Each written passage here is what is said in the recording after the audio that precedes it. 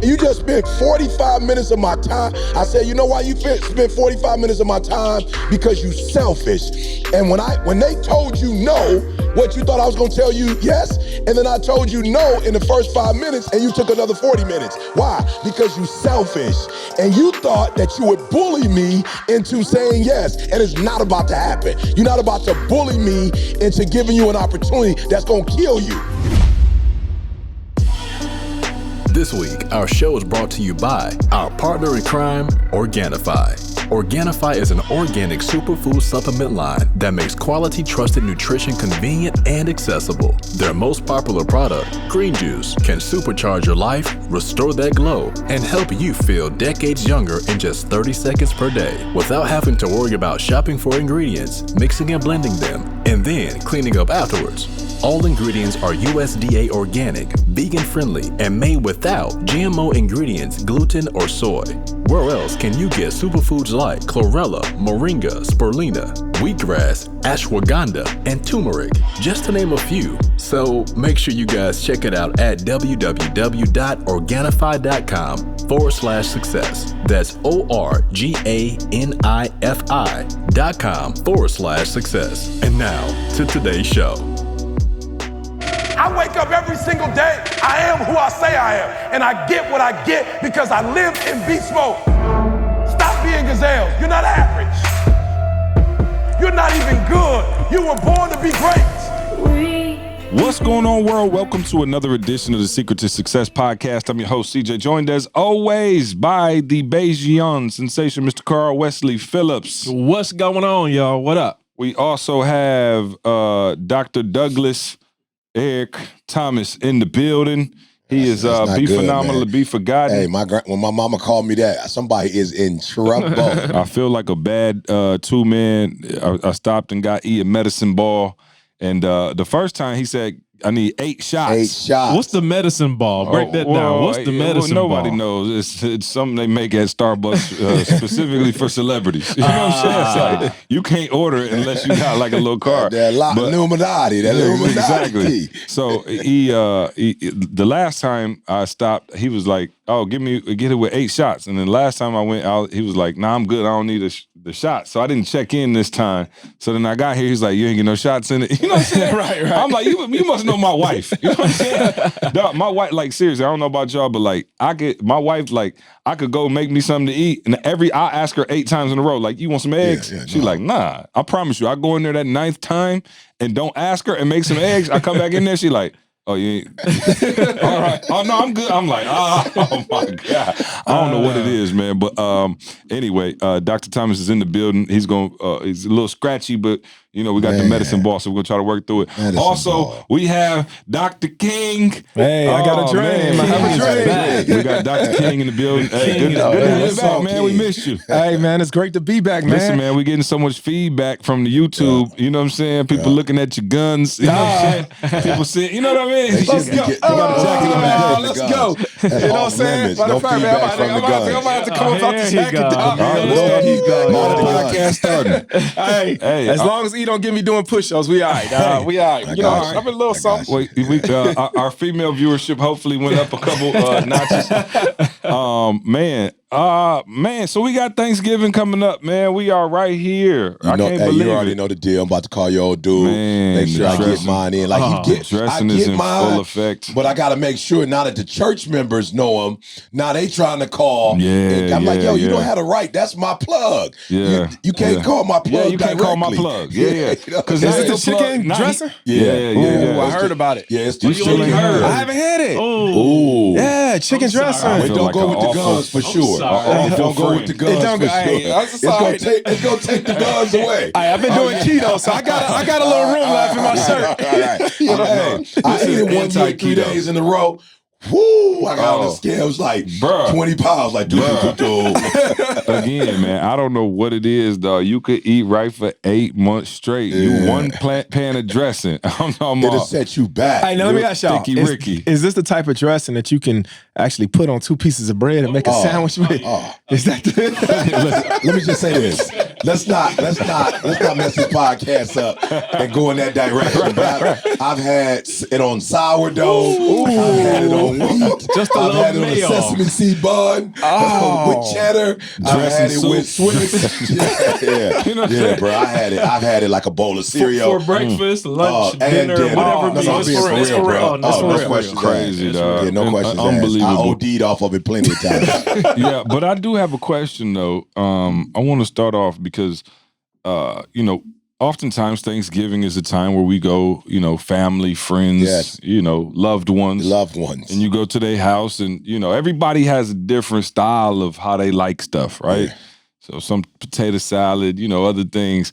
I'm trying to figure out, what do you do when you get somewhere? Let's say you, we sitting down at, a friend or, maybe it was one of your wife's coworkers or something like that. You agree to go for a little dinner party or whatever, and you sit down and the food is nasty. Yeah. What's the proper etiquette for trying to get around that? Because I've been in some bad situations where it's terrible, and it's not one of those some people's houses everybody go make you a plate, and then you in the TV room and you here, you there. I'm talking about I've been in some situations where it's like a table like this, and everybody's sitting there with their plate, and they looking at you like, what it do? No question. I'm talking about uncooked meat, everything. So I'm like, what is the proper way? Well, as a pastor, I always have emergency call one of my saints. Call with a prayer problem. I like that. One of my saints. You know what I'm saying? One of my saints. It's in an emergency situation. I gotta go take this call and pray. Verify he using the Lord. You know what I'm saying? I didn't use the Lord. I used his people. You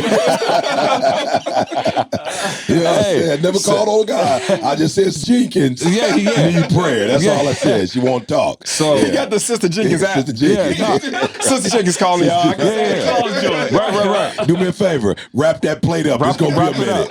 It's gonna be a minute. Put some extra dressing on there though. You gotta try to take it all the way. So Carl, y'all are not pastors. So for me, I'm on a special diet. I apologize, but I'm actually doing something different this year because I just turned 40. No. Here's the problem with that. You don't know until you sit down and take that first bite that it's trash. Oh, no. So you can't say you on a special diet after one bite. You know what? I forgot. No. You can look at it and see. You can look at it and see.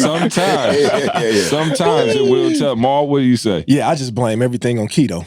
Hey, man, I'm on my keto, man. I feel guilty right now. I shouldn't even have the first bite. I feel guilty. I was about to eat it, but you know what I'm saying? I feel guilty right now. I can't do this. But you know what, though? My cheat day is on, Mondays. So wrap it up. I'm going to wrap it up. So wrap it Make up. sure you give me some of the extra. But when you look like Mark, you can use that excuse. They you don't look like you on no kind of diet. You know what I'm saying? I got a competition coming up. That's why I got we trying right now. Candace said you got to keep a paper plate because you can always just boom. You know what I'm saying? You fold it and everybody looking and they think you know what I'm saying? You just, you boom. You know what I mean? So, but here go the thing, man. You know if your food nasty. Yeah. Well, you don't. You don't. Apparently you don't. Why not, E? Yeah, I don't know, but You've been don't, eating it your whole life. I'm saying, who else been eating it? You know why? Here's what happens. I know what happened. You're not surrounded by a lot of D's, so they're not keeping it 100 with you. Now that's correct. They're not keeping it 100 with you. Eating ate several nasty plates. Right. You know what I'm saying? Trying to appease people. You feel me? Shout out to everybody out there, man. Thanksgiving, I believe, by the time y'all are hearing this, it'll be Thanksgiving Day. Yeah. So happy Thanksgiving to you. Blessings. It's just the best time of the year, man. Yeah, family, friends. What do y'all got planned for Thanksgiving, man?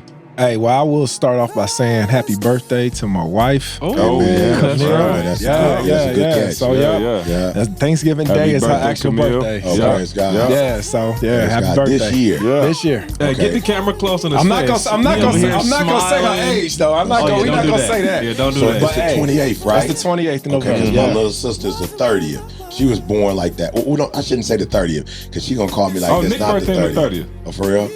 So happy birthday, baby.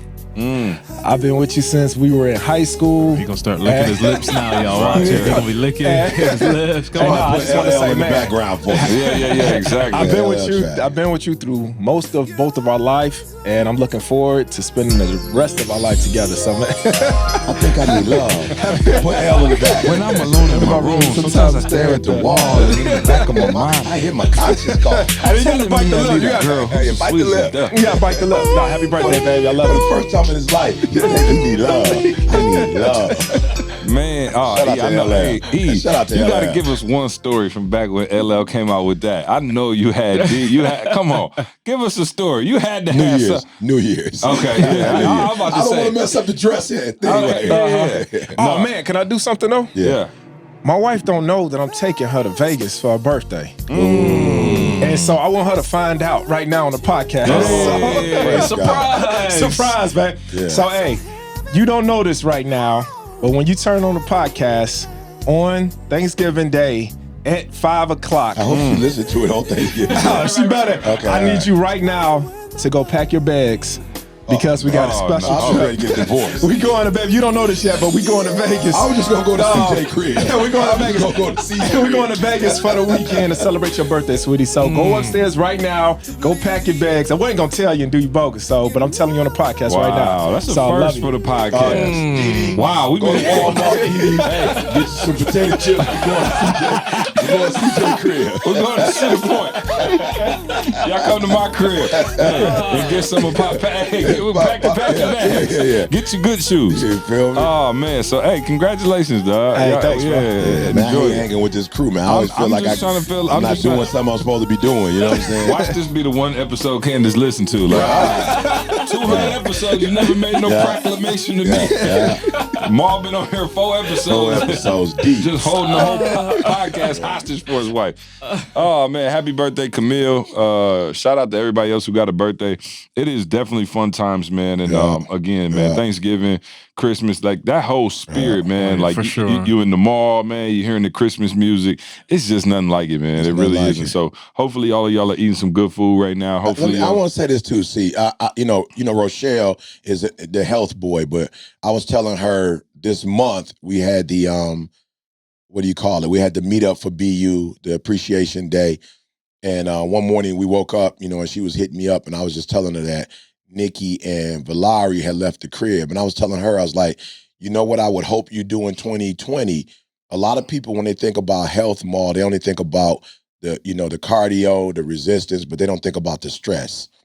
And I was like, yo, we was up, 2-3 hours just laughing, and I was just telling her, I was like, yo, for Didi specifically with MS, laughter is a medicine, and I was just like, yo, Ma, so many people who they want to like just get in the gym, they want to go heavy, they want to go hard, but then the rest of their day is stressful and stressed out, and it's like, yo, you gotta, 2020, I'm asking you guys to add to your health regimen some laughter, some joy.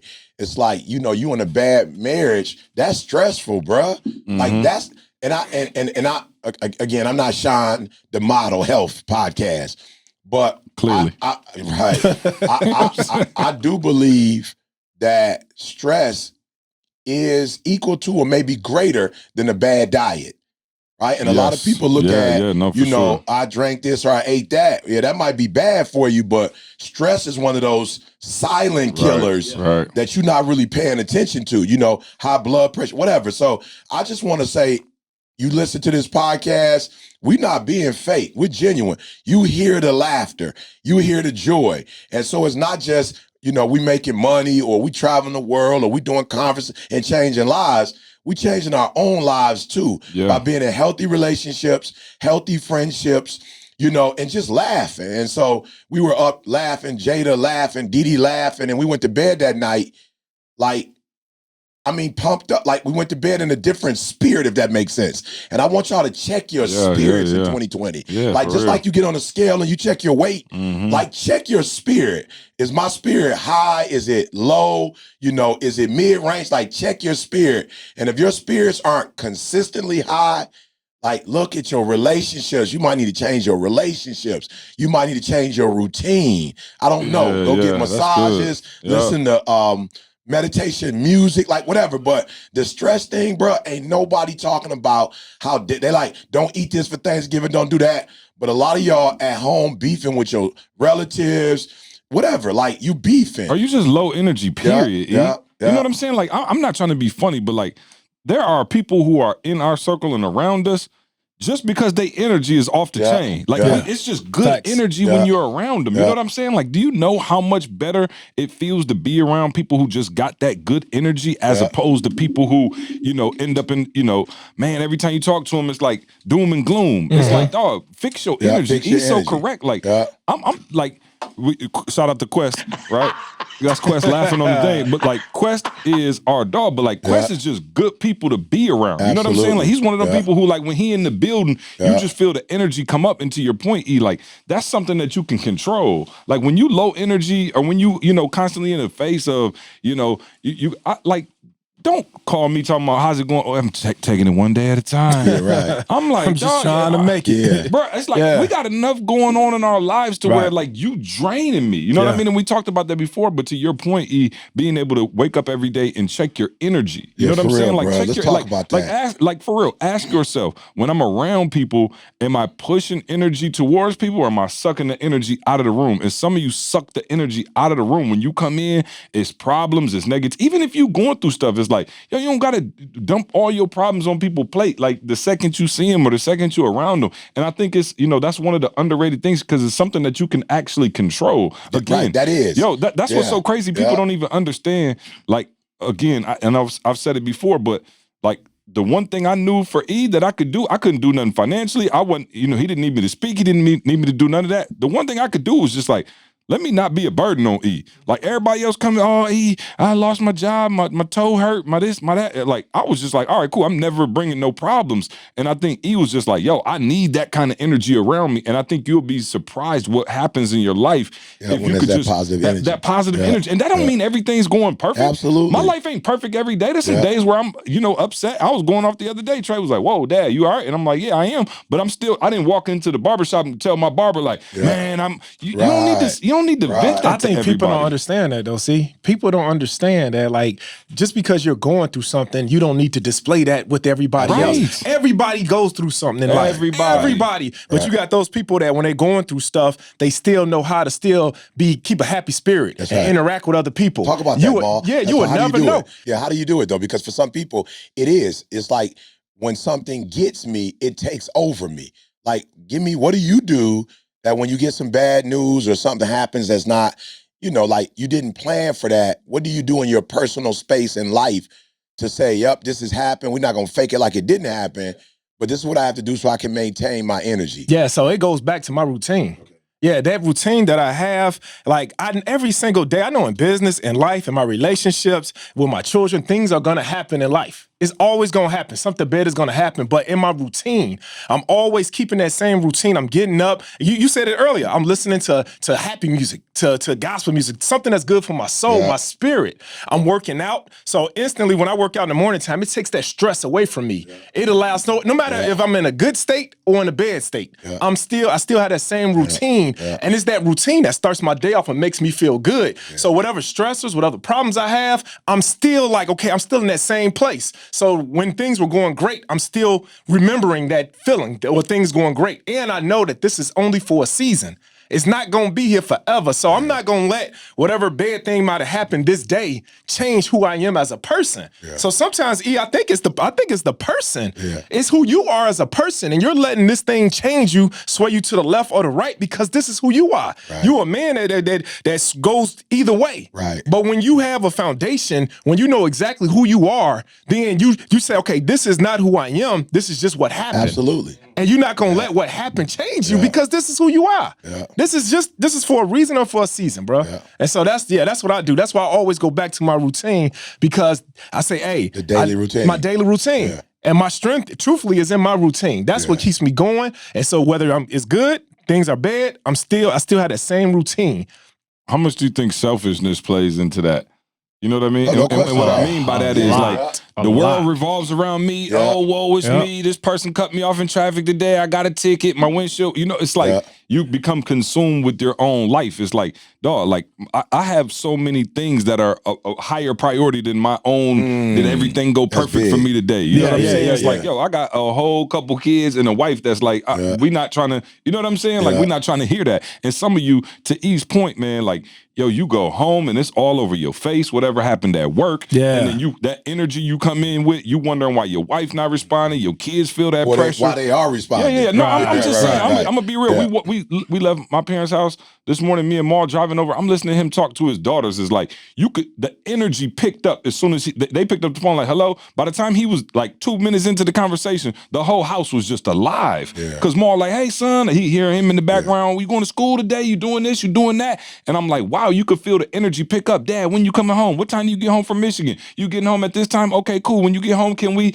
I'm like, dog, that's what it looks like to breathe life into a room. And ask yourself for real, do I breathe life into that room or am I taking away? And I think a lot of people, man, you take away and it's like people see you coming and they don't want to be around you. They don't want to associate with you. Not in a bad way.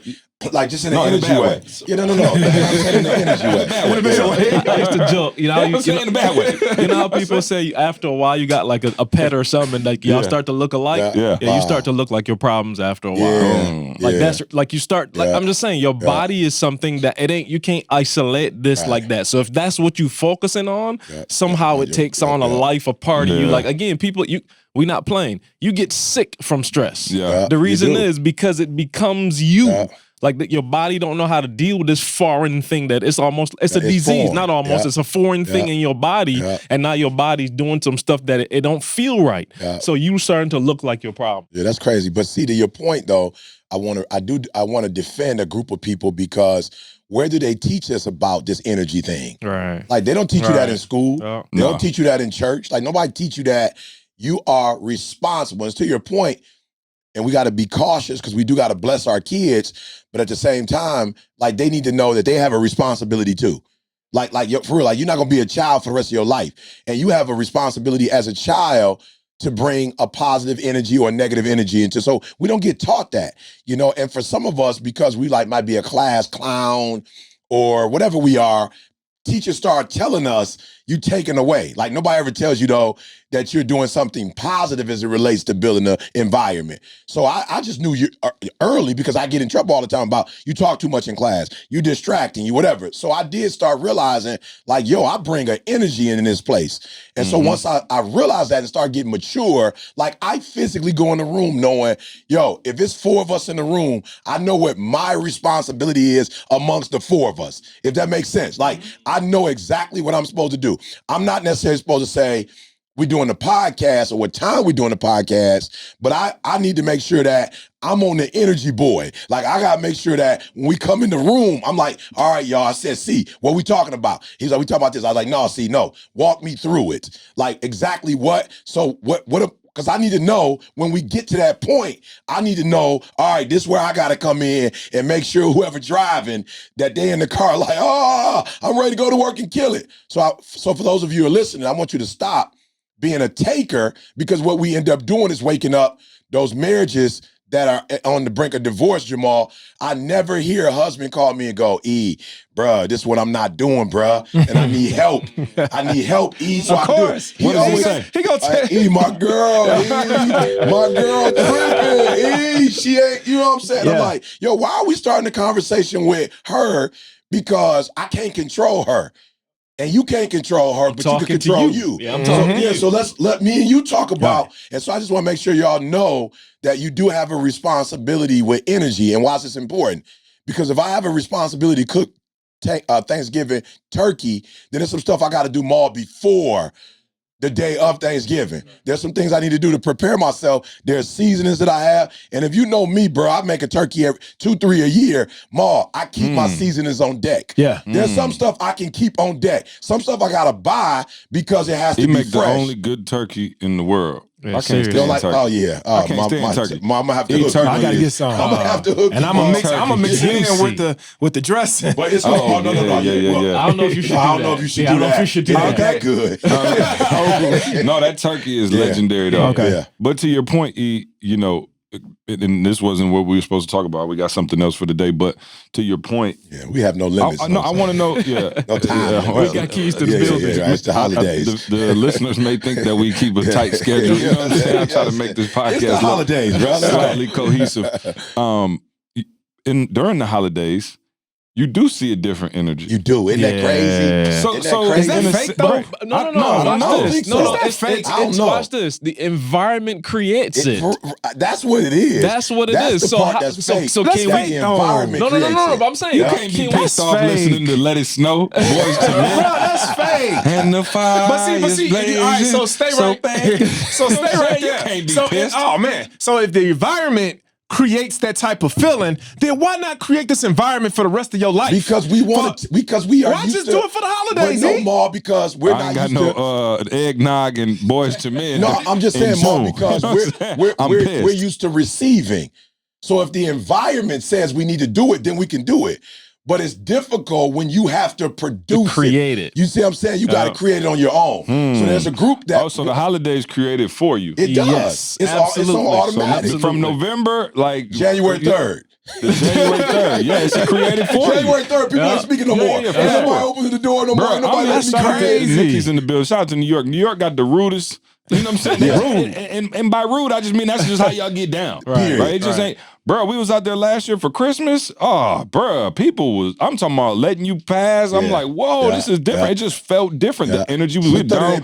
Rockefeller Center, they was ice skating. You can't be mad looking at the ice skaters. You know what I'm saying? Like Christmas tree all lit up. So, okay, so to Maul's point then, how can you create that Christmas in July? You know what I'm saying? Like, how can you create? Maul. Like, yo, Maul, like you, I think you said it earlier. CJ's always talking about mastery. And when people think mastery, they think a craft. But it's like, when are humans going to master themselves? You feel me? And you got to learn how to master yourself. You got to know what makes you tick and what piss you off and create, like you said, this routine. Now, you know, y'all may not be on that, but see, no. Like, I am, like, my gift is emotion. I'm an emotional creature. So I have to make sure that when certain things happen, to your point, Maul, even though I am naturally that, I have to say to myself, that's not naturally productive. You feel me? Like, that's not productive. So you're going to have to turn that energy down, because at this point, it's like having electricity on the ground, Maul, when it's a storm and you see the electrical lines on the ground. You know, as an officer, y'all had to be like, come off that street. Why? Because if you drive on the street or somebody else on that street, that electricity could kill you. So I have electricity, Maul, that could kill you. And I understand that. And I know when it's on the ground. And I know when the black coal ain't on it. And I got to go, I know you super emotional right now, but your emotion is not healthy. Anytime you bring your emotions out, it should be uplifting, not necessarily tearing down. So for me, it's like, all right, every day when you wake up, you got to know. And I think for some people, Maul, it's like, yo, the creating, as Carl said, or the producing, that's hard. It's like, you see how teams get up for the playoffs. But my man can't, like, and this is what I used to love about Michael Jordan, right? Love about Michael Jordan. If you were a team that was like, you only won 2 or 3 games, he would murder you. If you were an average team, he would murder you. If you were a great team, he would murder you. You got some dudes, if they playing a whack team, they don't play well because they like, they whack. It's no competition. Well, some dudes, if you whack, that's when they come out. You got some dudes, when it's a great team, they fold. Some dudes like, yo, it's a great team. Let's go. Mike was like, I don't care about the team. I'm going to control me. I'm going to make sure that my emotions for the game are always high. So what did he do? He created internally something. He would be like, my man talked about my mom. You know what I'm saying? Or so-and-so think he's better than me. Like, Mike would just make up crazy stuff to actually put himself in a position to be at his best. And I think that's the problem, Maul. Most of us cannot excite ourselves.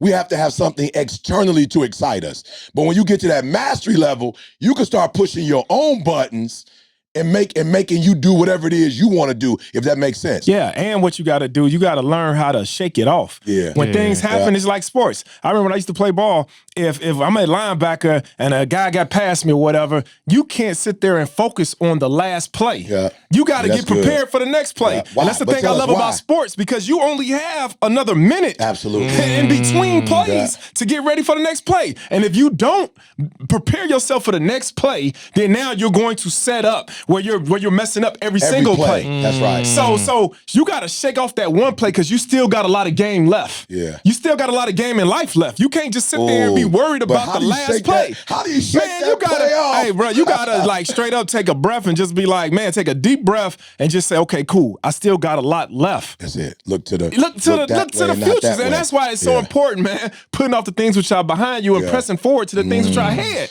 You got more life. Oh, now you going there. Hey, why is it that every time I throw something out, he the only one that know what I'm talking about? I noticed that.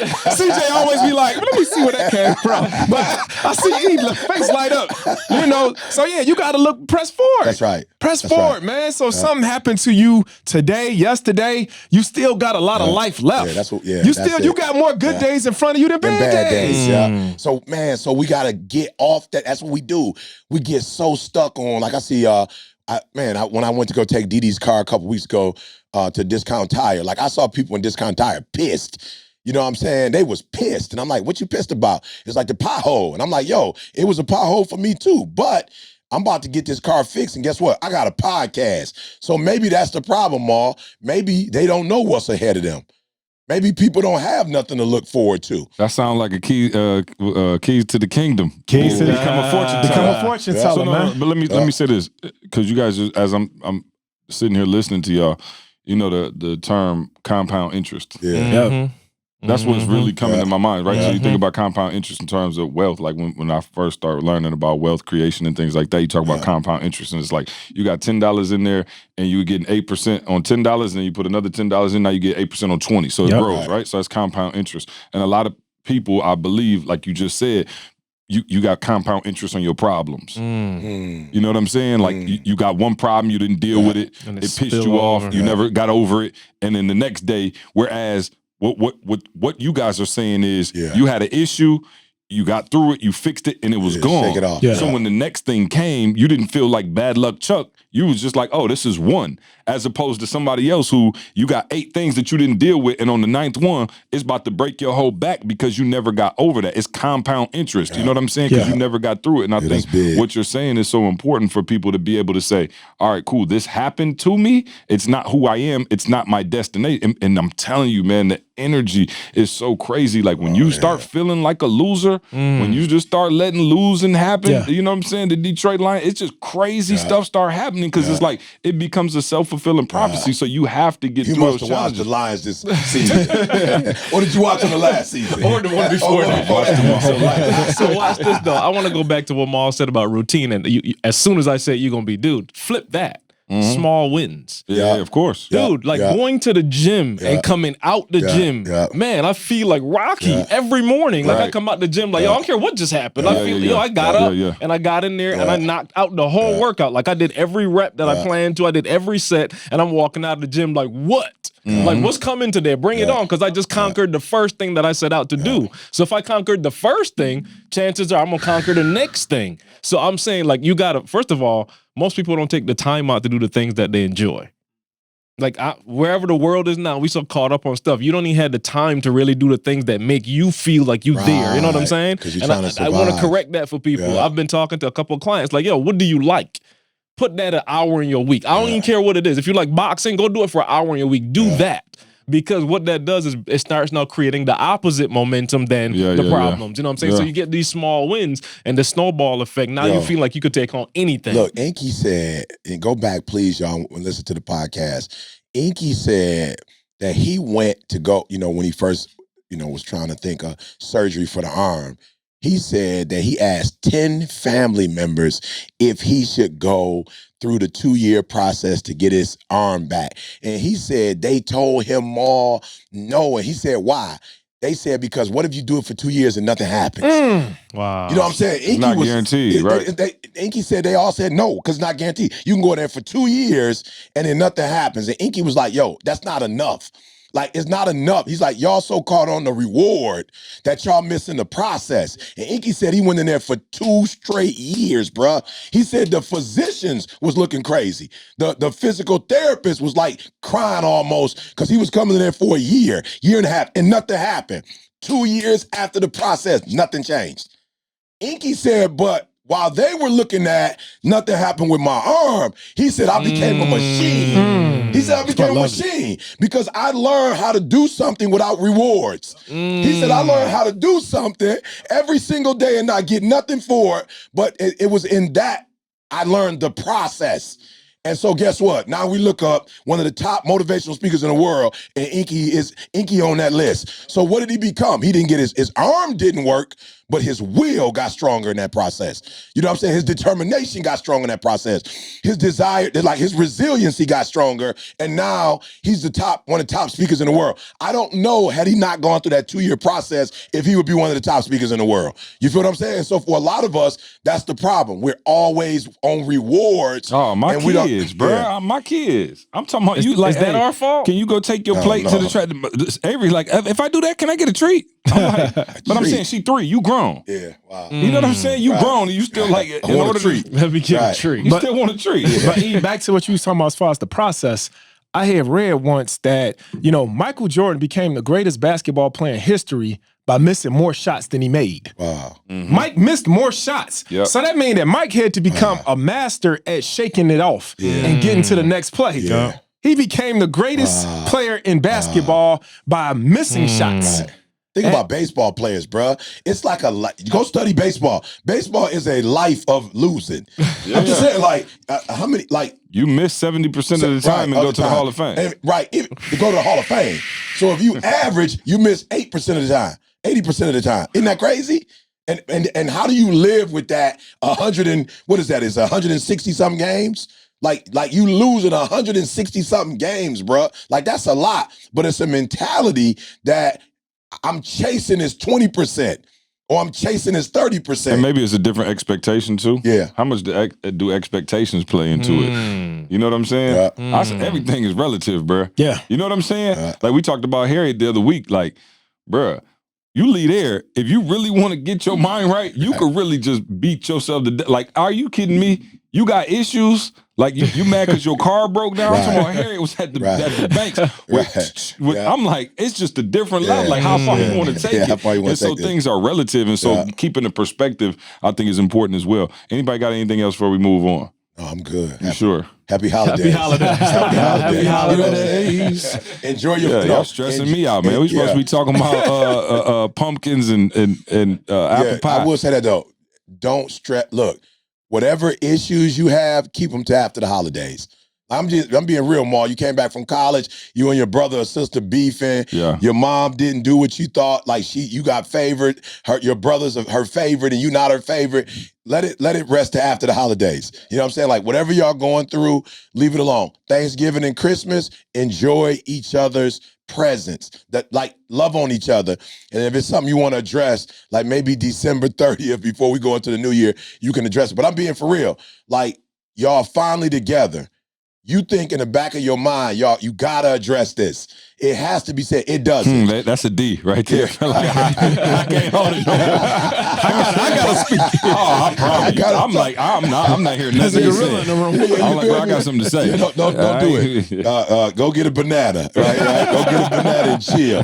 But for real, enjoy each other's presence and don't trip on how big the dinner is, how many people are there. If it's only 5 of y'all, 3 of y'all, for real, enjoy it. I know I'm getting old, Ma, but I'm telling you, I've seen more of my friends and family members on the news, people dying.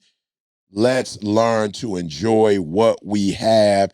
Enjoy this holiday season, man. And then, like I said, if it's something that's pressing, December 29th, December 30th, go ahead and get that joke out your mind and then go into the new year with just love, because what you put out, whether you know it or not, what you put out, you're going to get back. So put out the love, put out the joy, put out the peace, put out the happiness, and watch all that come back to you. Alrighty. I want to go back. I think, I don't remember how many episodes, again, over 200 something now, so who knows? Hey, can we get it? We should have been at bro. 200 episodes. But this was fairly recently. We were talking about, not being overly aggressive with your opportunity. Like, okay, so this is the way I want to say it. I wrote it in my phone. what's the difference between taking advantage of an opportunity and being an opportunist? And is being an opportunist a bad thing, right? And so people were hitting me, and it was a legit question. Listen, we on this podcast, we doing a whole lot of talking after 200 some episodes, 2 hour, hour and a half, like. Everything may not come out perfectly. And I don't know, especially for me, because I'm not, believe it or not, I don't have a script over here. We just kind of talking off the top of our head. So people came up to me, legitly so, after one of the episodes, was like, see, I heard what you said about, not sending you my videos, or you don't want to hear my podcast, or, you don't want me to ask to speak on stage with E, but like, you hear stories of, people it working for people, right? Like they so happen to see, Diddy on the street and you gave him a mixtape and you blew up, right? And so they like, yo, are you stifling our hunger or our growth by not letting us or by making us feel bad for trying to take that opportunity, right? And so I said, okay, that's a good question. Phenomenal question. Right? And so I want to talk through, again, being an opportunist and taking advantage of an opportunity, because I do feel like we should take advantage of opportunities, right? Absolutely. So if a young man is in the room with you and he wants you to take a look at his stuff, do I think that's a terrible thing? No, I don't. And I guess I'll give you my thoughts. I want to hear your thoughts, but I want to know in terms of, again, what's the difference? You know what I'm saying? Like, because we should take advantage of opportunities, right? Absolutely. Great opportunities in front of us. But not advantage of the person giving the opportunity. Yeah, okay. And that's what I want to talk through, because people were asking me like, yo, see, I'm feeling you. I love the podcast, all of that, but I'm feeling discouraged because I'm thinking if I see you at LA Fitness, that's the time to let you know that I'm a speaker, and you could probably, you know what I'm saying? Like, you could put me on. Absolutely. Like, I just saw you. Absolutely. You know what I'm saying? So LA it's like, right. Well, hey. Yeah. You know what I'm saying? Like, that's taking advantage, in some people's mind, that's taking advantage of an opportunity. Right? Yeah. So go for it. No, go for it. I just want to say. Okay, so for me, okay. Do we need to hey, when I give it to C, that definitely means I need the bucket. You know what I'm saying? You know that means I need the bucket. No. Okay, so let me try to clarify what I was saying about that, right? So I think the problem that I have with those of you who you run up on every single person you see and you like this, you do this. It's taking place of an actual framework and a groundwork for what you should become and how you should become that. Yeah. Right. And so again, I think I told this story before, but Toby, shout out to Toby on tour right now. When you're listening to this, go check him out. He'll be in Atlanta. I know I'm going to that show. There's a couple other shows. So go to Toby from the SWAT, check out all the tours. Hopefully some of y'all who listening have been to see him, and this is his second tour, and it's bigger and it's better, and he got dancers and they got all kinds. It's just crazy, right? And so when I tell y'all this stuff, I just want to make sure that it's clear. I'm not the be all end all, for sure. Absolutely. You want to run up on somebody, give me a mixtape, cool. Go for it. I just personally believe that there's a different way to do it. And so if you're listening to this podcast, I'm going to teach you a different way. So Toby, who was obviously a rapper and was an artist with us, right? He started, rapping. He had never rapped before, and you guys have heard the story. He had never rapped a day in his life, and I told him, you got a gift, so start and let's figure it out together, right? So I was very hard on him, as you guys know. I had resources at my disposal that I could have used to propel Toby maybe a little bit faster. Listen to what I'm saying. I could have made some phone calls that would have launched him even faster than he did. But I knew internally I would have robbed him of everything it takes to get to that level. And so what happens is when you run up on me with your first episode of the podcast and I go, oh, this is great. And because you saw me, you know what I'm going to do? I'm going to play a clip of your podcast and give out the name of your podcast at the end of our podcast that got 100,000 listeners so that people can come and listen to your stuff. Like, in your mind, that's a win. And I'm telling you, I've never seen it work like that because it didn't work like that for us. Right. And so I teach it in a different way. So shout out to Wilt, right? Wallace, if he's watching this, I don't know if he's still watching, and my boy Los. Both of them are execs. Music execs. Both of them are in charge of getting songs on the radio, right? Like that's their job, is to get songs from artists onto the radio stations and blow the records up. They do it every single day. They do an incredible job. Shout out to Will and Los, right? My other great friend who I grew up with since knee high, DJ Infamous, Calvin Donald. Shout out to my boy Cal. You look him up, DJ Infamous. He's Ludacris DJ. He's big time in Atlanta. He's big time everywhere. These are three individuals who I have their number in my phone in a personal relationship with. Yeah. I also have an artist who needs help, who needs these type of resources. Not one time. This is the God's honest truth. You can IG all three of them and ask them, how many times did I call them and ask them to put Toby on the radio? How many times did I ask them to put Toby on Calvin in the clubs and just play his record for me? I never once asked, because I understand that the grind has to be sold separately. Absolutely. The grind has to be sold separately. Yeah. So guess what? Toby went through hell. I put him through hell. I mean, like, hanging up on him, not returning his calls. Like, I was boot camp him on calling Toby. me for prayer because you didn't answer his call. I'm serious. It was deep. But what I understood was, if I give it to you, or if you shortcut the process, you will never blow up to your fullest potential. But guess what? Because I didn't show Toby that hookup, and I never gave him that hookup, and I never called anybody, he had to figure out and do it on his own. And so now he's got an organic fan base that rocks with him and thinks he's the truth, and comes out to shows, and he sells out shows, and he does all of this off of the strength of what he's built. So I'm not saying you don't ever use an advantage. Now, guess what? I'm to the point where if I have relationships and things like that, and we have meetings we want to get set up, we got some meetings in LA, I don't mind using my contact, but I can't take you from the ground level of what you had to build. And the same thing, I can, but again, it's not going to work, because you're never going to have an appreciation for what it takes to stay there. Absolutely. It's not about getting here. It's about staying here. Yep. And so you look at us again. How many times did we email Tony Robbins and Les Brown and Dave Ramsey and John Maxwell and all of these other gurus in the personal development space and say, hey, can E get on the stage? We never did it.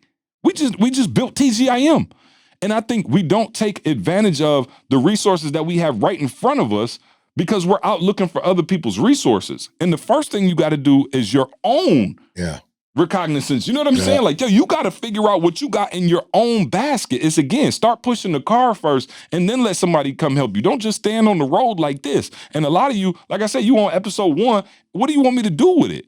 You know what I'm saying? Like, why would you want me to listen to it? I listen to it now. I'm going to rob you of the grind it takes to get to that point. Absolutely. And so that was my point between, I'm not saying you don't take advantage of an opportunity, but stop. But that now, because of maybe social media and the connectivity that we have, has taken the place of that old school organic footwork that it took. Well, not old school, it's what it takes. So here's where, and I wanted you to go there first, see, because I'm about to go on the tantrum. Right? Get in your mic. I'm about to go. Tantrum and a tangent. Both of them. Here's my challenge. I hate when people only look at the opportunity and not the person that's giving the opportunity. You know what I'm saying? It's like, I told somebody the other day, I was like, Free, I'm just going to be real with you. Somebody told you no, and you called me. You know what I'm saying? And I was pissed, Ma, and I told him, like, I had to go like beast mode. You know, that ain't that's not where I want to start. I want to start in my high I. I don't want to go to the D. But I had to say to them, like, for real, if you went to, give me a company like Google, if you went to Google and fill out a job application and you can get the job, you can't call a CEO. Like, you can't call a CEO and be like, I ain't get the job. What? I'm like, you are abusing your privilege. You know me personally, and this person told you no. So you call me. I said, what you want me to do? You want me to make them hire you? Absolutely. Like, they got to work with you one-on-one. So here's the problem I have with you guys that see us, and all you're thinking about is you. It's not mutual. All you're thinking about is me. And immediately when I see you go, me, and not us, I'm like, I'm through with you. Why? Because you're like a parasite. You will take all my resources and leave, and when I need you, you're not going to be there for me. So I'm like, I went off, Ma. I said, don't you ever call me again. Then you talk to me for 40 minutes. Do you know who I am? You know how much money I make in an hour?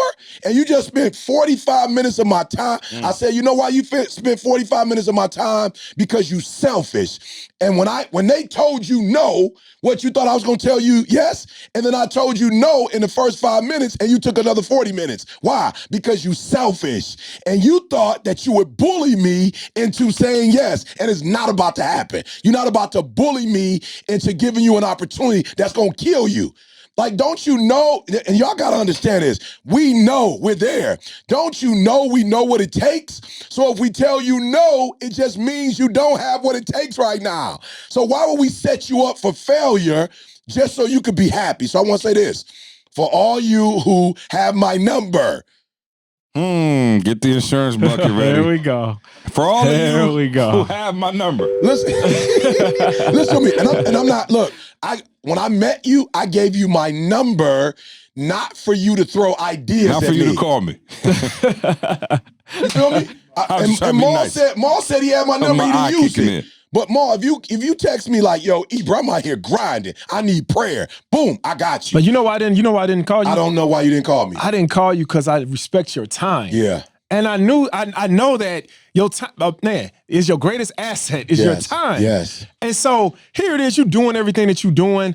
And I can respect the fact that, man, this man just gave me his number. And so if anything, I will send you a text message, happy holiday. Yes. You know, something like that. Hey. Well, man, also, more, I'm assuming you were eating off the videos that he was putting out for free anyway. Exactly. So What do I need to call you for, bro? You just did 18 TGIs exactly. in a row. And I respect the man's time. Like, come on, I know that this man, all right, he knows thousands of people and he has a family. He just met me. Dude, do I really believe that I'm gonna take 45 minutes of this man's time? That's disrespectful, dog. That's why I just was like, And more, I'm saying, if you needed the 45 on something legit, I got you. yeah, but even still, I'm just saying. even with you, if I need 45 minutes to talk to you or to hear you tell me something, I just pop on one of your videos Absolutely. and I can get you for 10 hours. Absolutely. I ain't gotta, No, you know what I'm but saying? real. But then how am I supposed to say I talked to ET in the phone? And that's what I mean by the selfishness. You feel me? That's what I mean by Maul. Now you're not calling for the reason why I gave you the number. Yeah. Now you calling on you want to be able to say you hollered at me, Why talk did to you me. give him the number then? I gave you the number because you might legitimately have a need that I could personally help you with. But what if I think I got a need? It's not up to you to decide if you have the need if you coming to me. Because if you It's coming not. to me, I'm just saying, it's not up to you because if you had the resources that it take, you could have done it on your own. So when you come to me, see, for real, I'm the one that's going to give you the opportunity. You have to, like, here's the other thing. Y'all heard me say this before. I hate when kids want to get married and they come to me and say, you want marital counsel. No, you don't. You already made a decision. Y'all get married. You don't want counsel. Right. That's not what you want. Marital permission. That's what you want. You want permission. You want me to co-sign it. That's different. I'm not telling you not to get married, but if you come to me, Ma, and I give you 10 things, and then you go, well, I don't want to listen to those 10 things, then why'd you come to me? So to C's point, like, we legitimately know what it takes to blow up. Like, we know point 1, point 2, point 3, and I'm tired of people coming to me because they want to usurp the authority. They don't want to follow the process. But here's the most important thing. They want to take our resources and use it for them. That's what pissed me off. It's like, yo, bro, you trying to take what we got. You trying to take what we build, and you trying to eat and feed your family. And I'm not mad, Ma, that you trying to feed your family. If you're listening to me, this is how you blow up. You look at everybody that's around me that blew me up, and I blew them up. It was mutual. It was C did X, Y, and Z. So if C, listen to me, I tell y'all this all the time. This how you know when it's mutual. When DDC's CJ call, if Carl call, if Maul call now. Maul got a special little hookup. We getting stuff from Chicago and the real estate property. Didi got to pay the electric bill. Like, she know who Maul is now. Why? Because Maul gave Jalen an opportunity. Now listen to what we said. It's still just opportunity. Maul ain't God. Maul can't guarantee nothing. Maul can't say this gonna happen, and we know without a shadow of a doubt it's life. But because Maul look out for one of Didi's greatest assets, which is Jalen, now when she see Maul call, she gonna stop and pick up the phone. Why? But when she see other people hit me up, she like, we got family time right now. I don't got time. Somebody just hit me yesterday and was like, yo, E, and I'm coaching them in marriage. And they was like, can we talk? I was like, nope, can't do it. Why? Because I would have to tell Didi who I'm talking to, and if I say I'm talking to you, she not about to be like, oh, he could take 30 minutes of my time, like of our time. But if there's certain people who I say I'm on the phone with, Didi gonna be like, oh, chill. Why? Because that conversation somehow is blessing my family, and somehow that conversation is blessing the family on the other end. And too many of y'all, you one-dimensional, you one-sided, you selfish, you a leech, all all you do is take. There are those of you still calling me to my E. What I got to do to blow up as a speaker? Get in Game Changers. Like, even if you felt like, Ma, I'm just being real, Ma, even if you felt like you wanted to blow up as a speaker and you didn't really feel like you needed the Game Changers on the strength that you listen to 10,000 of my free videos, you just gonna join, period, on this is my way to do what? Yep. This is my way to look out for ET for all the free videos. Yep. So I've given you all these free videos. Now you want to call me on the side and you want more of my time for what? For nothing. You want to continue to blow up. You want to continue to grow, but you don't want to give back. And that's what makes you a boy. No disrespect, but that's what makes you a boy. What makes you a boy is all you thinking about is you and how you gonna benefit and not how we gonna benefit. Yep. And that's all I'm saying, Ma. If you want to be down, you got to think of us. You got to think of we, not me. Yep. And when I sniff, that smell like, are you wearing me? Is that me you're wearing? If that's me you're wearing. Put Quest on. Yeah, I'm sorry, bro. If that's me you're wearing, then for real, bro, you're going to have to go somewhere. And not just for me, Ma, but the whole crew. You feel me? Yeah. Like, you trying to take now, as CJ would say, you trying to take food off the table that we grinded for and we work for. And I see so many people, and that's why I don't work with so many companies, because I see them. They sit back, and here's what they doing. They looking for they could care less about the person, the people that's given the opportunity, and you look at them and see, oh, yep, I see it. Yep, I see they weak right there. Yep, I can go take some of their food. Yeah, guess what they did? They worked for it. And I'm telling you, Ma, please go to National Geographic. I see it all the time. You'll have a lioness. They will hunt down, you know, like a, I don't want to use a gazelle because they small. Give me something bigger than a gazelle. Buffalo. A buffalo. They'll hunt a buffalo down, 2 of them, and then out of nowhere you'll see 20 hyenas come. Mm-hmm.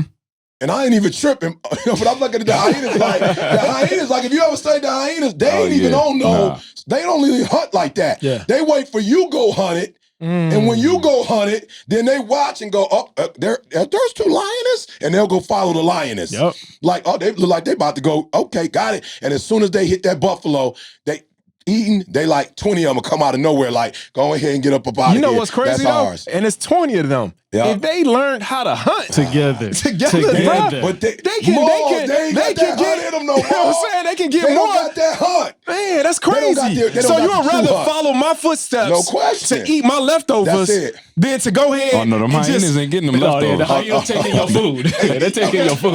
No, they running you up out of that joint. But you know what's crazy, them all.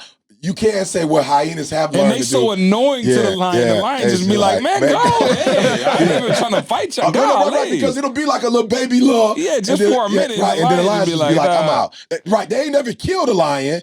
But it's just like, they like the lion, like the noise they make it, the way they look. Like, you know what? Just go to eat it. So I'm just saying, Ma, I'm getting tired of that group versus, and it's a whole bunch of them. Like, I never knew it was so many hyenas out here trying to let you work and grind. And they like, shoot, we ain't gonna do all that work. We ain't gonna do all that grinding, but we gonna come take yours. But ain't it crazy how them hyenas, dog, how they pretend to like you? How they pretend to love you? It's sickening, They pretend, but really they just trying to take your food.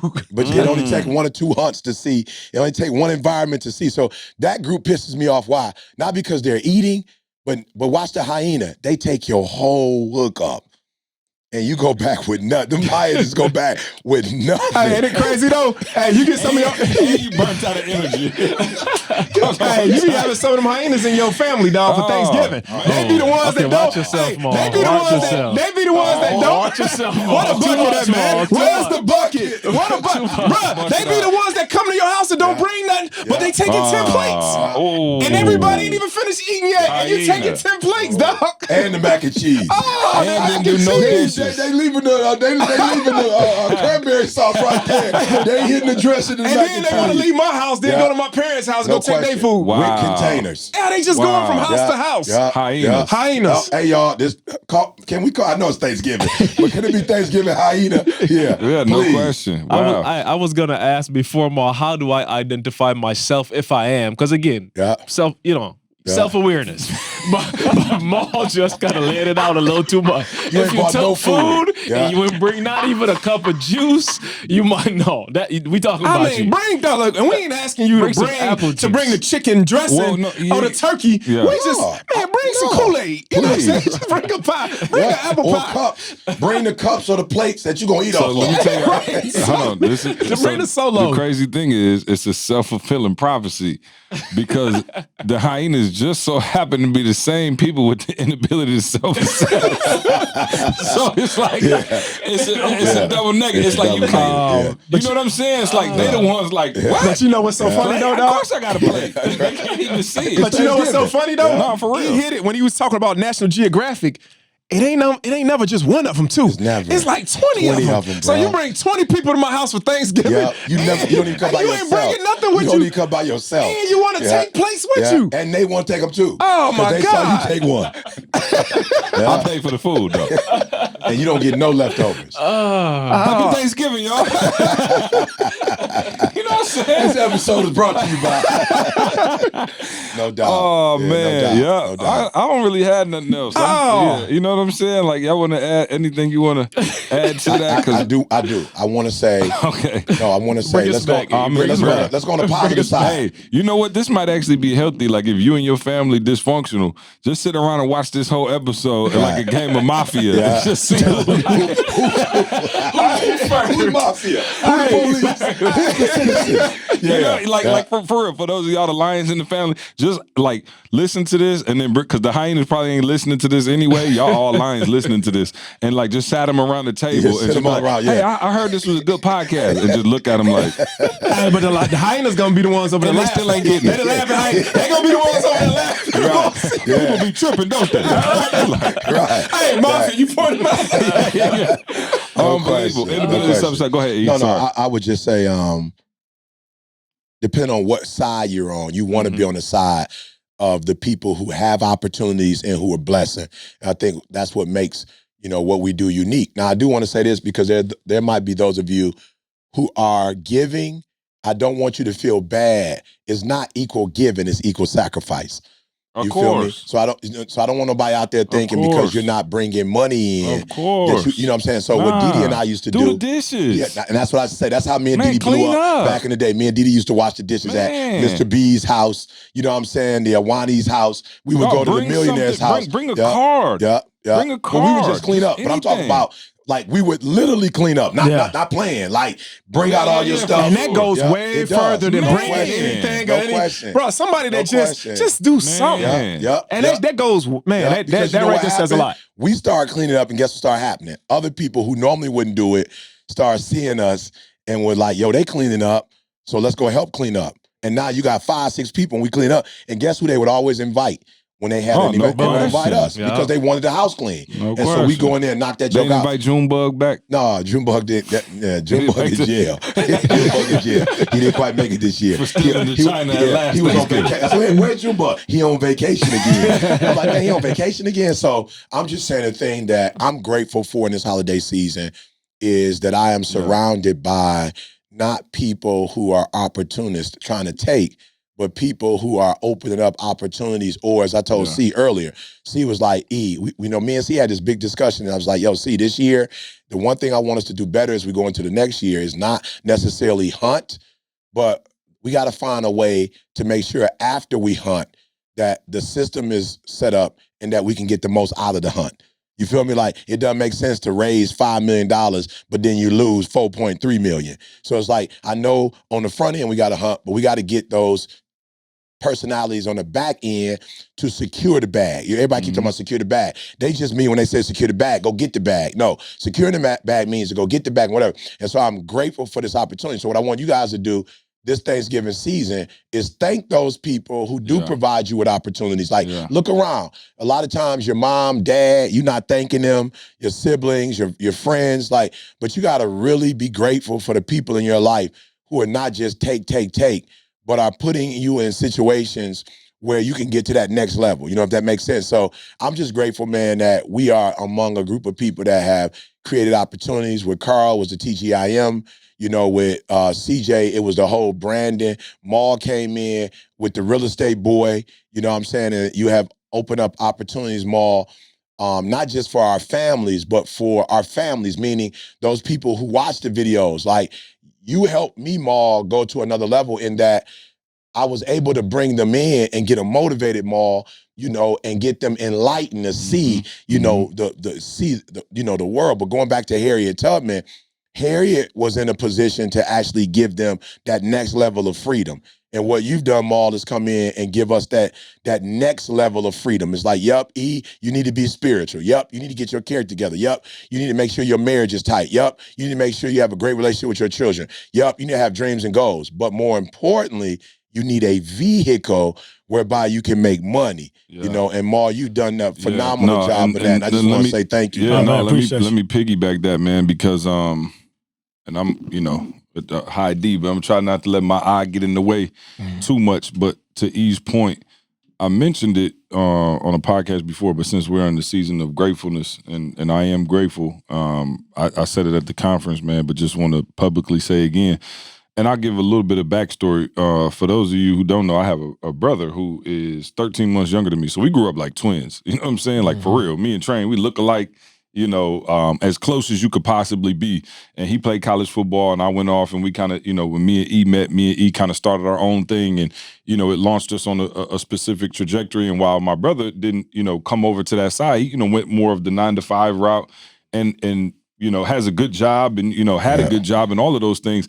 But I noticed that, like, he never really wanted to come over and rock with us. You know what I'm saying? Just like, that's just wasn't his thing in terms of the personal development. Now, he would show up at conferences, volunteer, E's biggest cheerleader, my biggest cheerleader, like, but never, like, from a business standpoint, it just wasn't his thing. And so it used to be kind of frustrating for me because I used to be like, man, here goes somebody who's super close to me, who we could do all these things together, who now I feel like I'm kind of financially leaving behind, right? And he's not the dude, he's not about to be like, oh, okay, we're going on vacation, you just pay for me. That's not his swagger at all, you know? And so I was struggling because when Candace and I were talking about moving, for those of you who don't know, me and my brother live directly next door to each other. And so when I say directly next door, like, I don't mean like, oh, in the same subdivision. Like, we live directly next door. When we moved to Atlanta, we built our house directly next door to them. And it was the greatest thing ever. My wife loved it, and our wives are like sisters. They like love each other to life to this day. They best friends, whatever. And then me and Train super close. Yeah. But what happened was, financially, as we started to take off, it was like, whoa, you know, the type of vacations we took, the, you know, things that we can afford, the dinners and stuff like that, it just started to be different. And I started to be like, whoa, like things I would take for granted, like, oh, let's go to Ruth Chris. You know what I'm saying? Like, in the middle of the day. Right. Stuff like that would, I'm saying it was just it was just different. You know what I'm saying? Whereas imagine we were always on the same trajectory, and then I looked up and financially things started changing for me, but they weren't changing for him. And I couldn't tell him like, yo, just come rock with us, come do this, because I know he didn't want to do that. And so it was time for, you know, us to move. And Candace and I were looking for houses. And I'll be honest, it was a stressful time for me because I was like, yo, I don't want to leave and go to, I mean, we talked about the 1-bedroom shack, but obviously I have an incredibly beautiful home, you know, swimming pool, movie theater. It's a nice house, guys. And I've been blessed, and we worked our butts off, and I tease a lot, but I do have, you know, nice things, and we take nice vacations and all of those things. And so as we were looking at this house, me and Candace were like, man, we really want to move to this house. But I was struggling because, again, I'm looking at my brother like, yo, I'm gonna have to tell him I'm moving to somewhere I know he can't afford. Right. Yeah. Right. You know, and so I'm like, man, our kid, you know, Sydney and Trey, about the same age, whatever.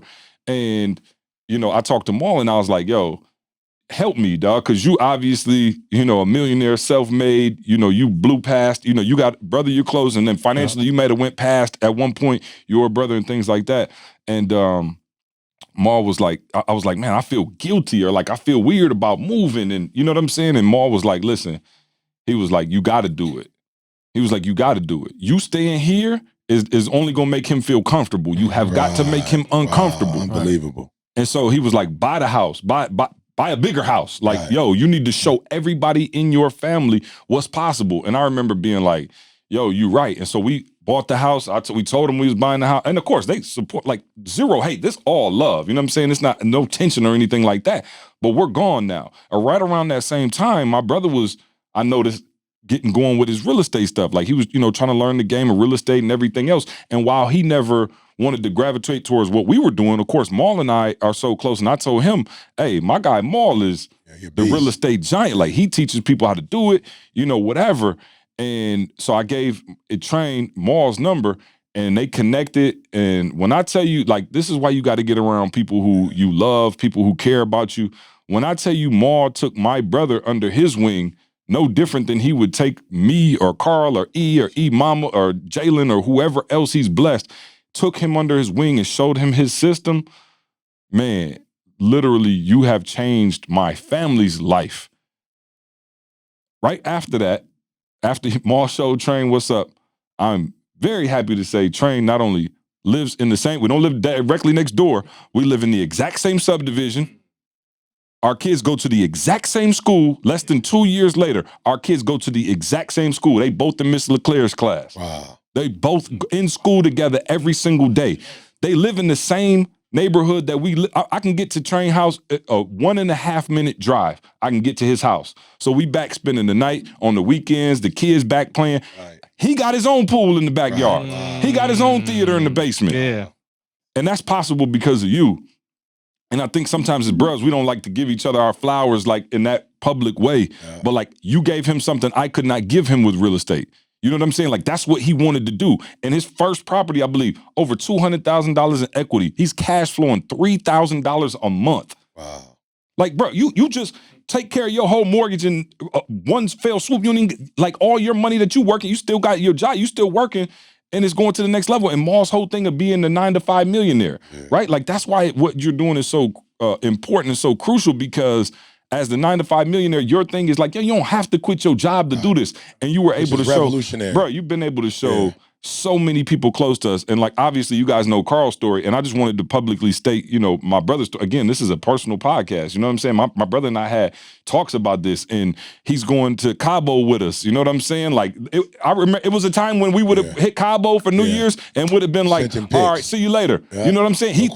They paid in full. Like, let's go. You know what I'm saying? Like, like, do you understand how much that means? And so information has changed the way we've gone about our business as a family, you know what I'm saying? And as an ETA family. And that's why, man, for real, I am super pumped and super excited. I want to, like, in terms of the products that we've delivered, I've never been so excited to deliver this. Product, And today, as of right now, the what's been brewing inside this man for 20-some years of real estate, the course is finally done, man. And I want to say, man, can I get it? I want to get it. Let's go. Yeah, no, I'm serious, man. I want to say, as a brother who has already benefited from this information, again, you changed my life, my family's life, our trajectory forever. Like, my brother's on track to being a millionaire. You know what I'm saying? Like, ain't nothing that he can't do with us now.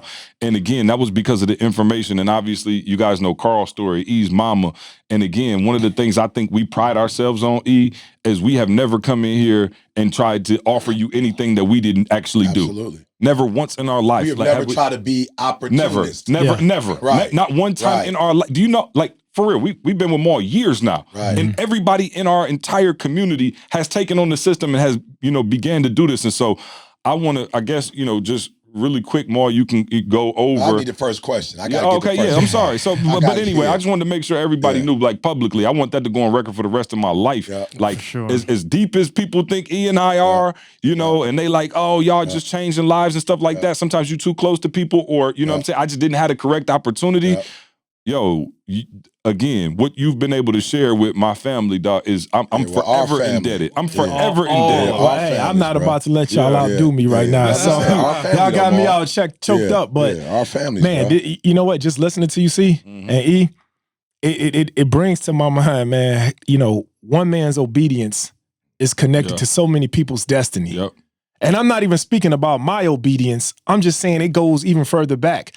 If you wasn't obedient in what you've done, E, in your word, in your voice, walking in your gift, if you wasn't obedient with your message, then this wouldn't have taken place.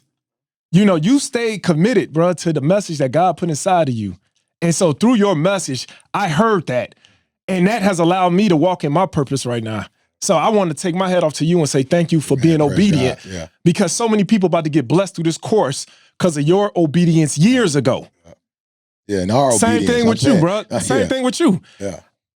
Even though I heard E's voice, and even though I listened to his videos over the years, and that's what brought me to the ETA brand, if it wasn't for your obedience and seeing something in me that I didn't even see in myself, Bro, you saw something in me that I didn't even see in myself. I was speaking death by saying I'm not a speaker.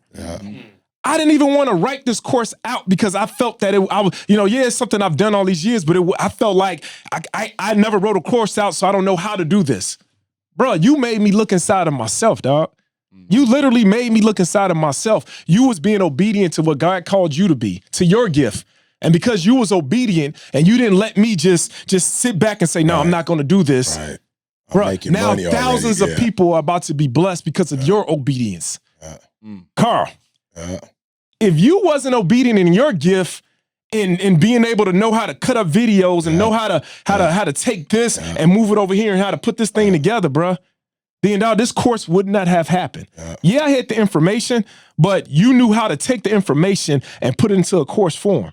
And so, bro, I thank God for your obedience. And so that's why it's so important about being with other beasts. TGIM and a TGIM. Videos. If you weren't obedient in your gift, then he wouldn't have been. You see how all of this stuff is connected? So this is a case of guys walking in there, being obedient first. Being obedient first. Yeah, we being obedient. And I think that's what a lot of people, man, you're not being obedient. So that's what it is first. Being obedient and then staying committed. And then walking in your purpose, man, and walking in your gift. Because at any moment, if any one of these guys at this table wasn't obedient, then this wouldn't have happened. So y'all thanking me, but I'm thanking you guys for your obedience. Because one man's obedience is connected to so many people's destiny. Yeah, and that's right. I'm going to pass this tissue around. Bro, I'm over here like, I don't even want to talk because I'm like, let me say something, memories by night. You know, the crazy thing is, you know, when you say saw something in me, right? Like as a speaker, and I obviously, you know, that I have the gift of helping people identify, you know, their speaking talent and things like that, but it really had nothing to do with your speaking, just like it had nothing to do with E speaking while I wanted to champion E.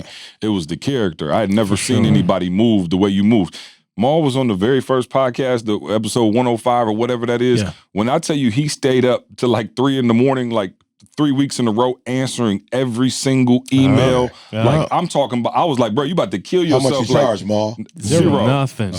Nothing. And when I tell you every single, so for me, I was like, yo, you have to do this. I was just on my phone scrolling to see. I was like, yo, when did Maul get on Instagram? Right? Like December 17th, 2018. He ain't even been on Instagram for a year. But you got cats who've been on Instagram for 10 years telling you what they could do, hyping you up, $30,000 here, $40,000, $50,000 mastermind, things like that. And I'm like, yo, here's a dude who, again, it's so crazy to me. I go over Maul crib. I'm like, dog, who would have an indoor pool, 3 different lounges and sports bars, doggone weight room look like LA Fitness, 30 TVs. Yeah, 30 TVs. At least 30 TVs. We found 32. I got 2 more. No, I don't even watch TV. No. I'm saying, right, and don't even watch TV, but I'm saying, I'm talking about just impressive. Right. And ain't even got the gram. And go to his wife's Instagram. It ain't nothing but pictures of their kids. I'm like, yo, do you know if you were on Instagram just showing like, hey, look, I'm in the weight room. You know how many people would go nuts? I'm like, Maul never even thought of that. And I'm like, yo, here you are, a hidden treasure, a police officer who has made millions of dollars through real estate, through security company, through the daycare, through all of these different avenues, and nobody even knows this story. Like, do you know how many people you are about to inspire, or that you're about to teach? Meanwhile, like I said, you got, no disrespect, you got clowns on who understand marketing. Yeah, disrespect. Who just like, oh, they disrespect. Right, disrespect. Like, and so for me it was, no disrespect. No, okay, how can we put this together? And I know y'all been hearing about it, but we've been actually running people through the courses, right? And like people, just as a trial. Again, we wanted to make sure we got everything ironed out. Hey, what's up, podcast family? Hey, this is Jamal, and I'm excited to tell you that the real estate course is finally done. Carl and I spent the last 15 months going over my 20-year real estate career and pulling out all the information that gave me the title, the 9 to 5 Millionaire. Man, listen, if you like I was 20 years ago, working a job, making decent money, but it's just not enough to take care of your family in the way you always dreamed of, then I'm telling you that real estate is the vehicle to get you to the life you've always dreamed of, and this course is the key. We put everything you need to know in this one course, from how to build your credit, to learning the wholesale process with little to no upfront cash, to fix and flip done the right way, and ultimately how to buy and hold and build that generational wealth that your family deserves. So go get the course now. We have a special pricing for you guys this Black Friday weekend only. The regular price of the course is $19.97, and this weekend only, we have cut it in half. That's right, $997. So don't wait another year to live life on the left side of the menu. It's finally time to make real estate real. Let's go.